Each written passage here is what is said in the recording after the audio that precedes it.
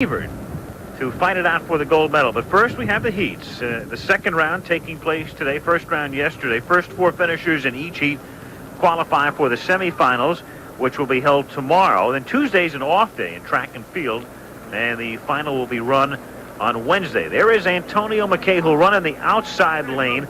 Lane 8, a man from Georgia Tech, the NCAA indoor and outdoor champ. We talked about him yesterday, Marty LaQuarrie. He's really made his mark in a big hurry.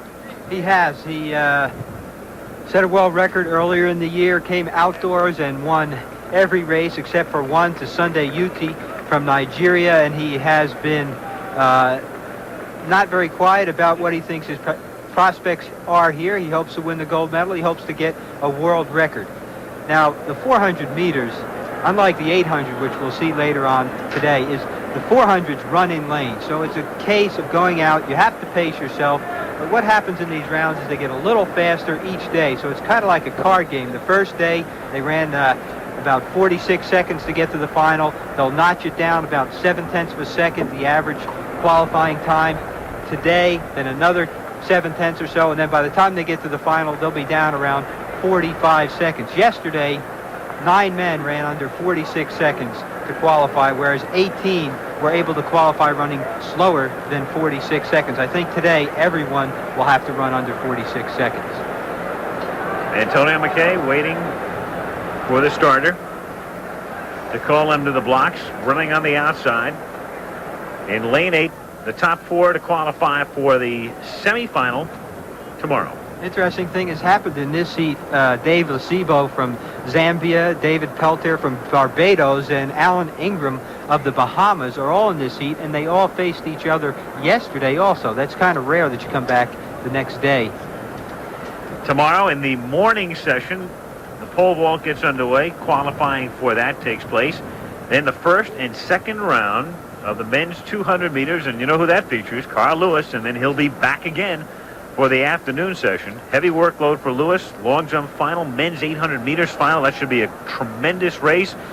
Greg Foster will be seeking the gold medal tomorrow, semifinals and final, in the men's 110 hurdles, women's 400 meter final, women's 800 meter final. All that coming up tomorrow, along with the hammer throw, 400 hurdles for women. It's in the semifinals, men's semis in the 400 meters. So a tremendously heavy day tomorrow in track and field. Still awaiting the start now of the 400-meter heat featuring Antonio McKay, 20 years old, from Atlanta, 6 feet even, 165 pounds. They call him Special K on the campus of Georgia Tech. He is in lane 8, so he won't be able to see anyone else in the race until perhaps the final straightaway. He'll have to be very careful not to let this crowd get him running too fast the first 200 meters. He wants to save his energy for the 2 races that follow.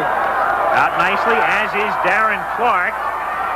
And it is also John Anzrah in lane 2 who looks good at this particular point.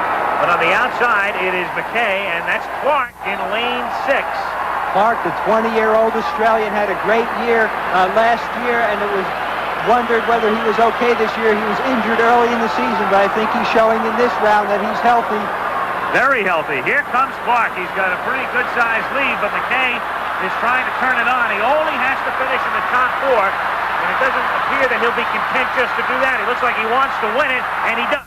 He does. He wins it. He beats Darren Clarke, who winds up in second position. The time is 44.73, so he really turns it on at the end. Among other things, he would love to eclipse that long-standing world mark of 43.86 set by Lee Evans.